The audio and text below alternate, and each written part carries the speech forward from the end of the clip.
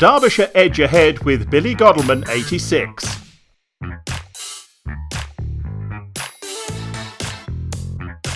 A real captain's knock from Chris Dent put Gloucestershire in the driving seat on day 2.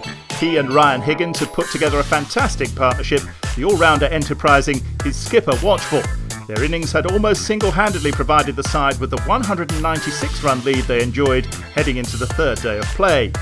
Jack Taylor and David Payne were the men tasked with increasing that lead as much as possible, resuming the Gloucestershire innings. They brought up the 400, full batting points secured.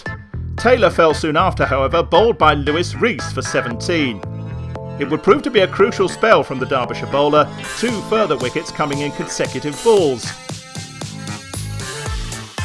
Shaw pinned LBW for 4 before the innings was brought to an end. Allison bowled for a duck on debut. Gloucestershire were all out for 419, the lead 219. Derbyshire had done well to restrict their opponents, the final 3 wickets falling for just 23 runs.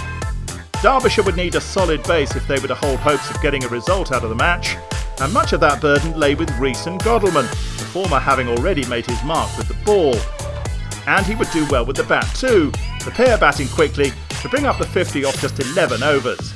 They were unscathed at lunch, 65 without loss, confidence growing in the Derbyshire ranks.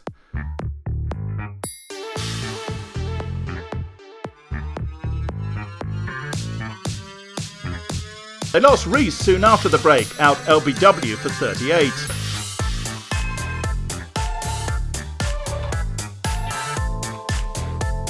But Billy Godalming looked in inspired form, defiantly finding boundaries from whatever Gloucestershire threw at him.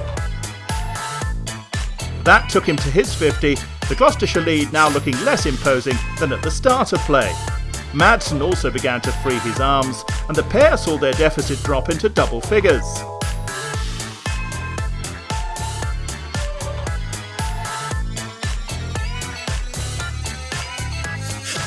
There was no let-up from the Derbyshire pair, confidence growing with every shot. But Godalming fell. He became Allison's second wicket of his career, caught behind for 86. Madsen remained, and he picked up his half-century not long after the captain's departure. And that's how he and Lace went into tea, the score 188 for 2, the home side trailing by just 31 runs. The restart saw Gloucestershire's bowlers continue to toil.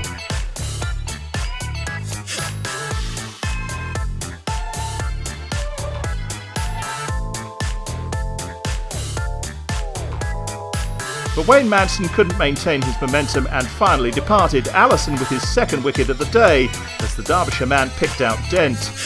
They moved into the lead with Lace chasing a 50 of his own. That came with a 6 off Shaw, the home side hitting their stride in the closing overs of the day. By the time play did come to an end, Derbyshire were 305 for 3, with a lead of 86 runs.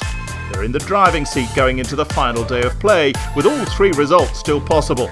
Gloucestershire will have to bowl well in the morning session if they're to put themselves back into a commanding position, but this match looks like it's going to the wire.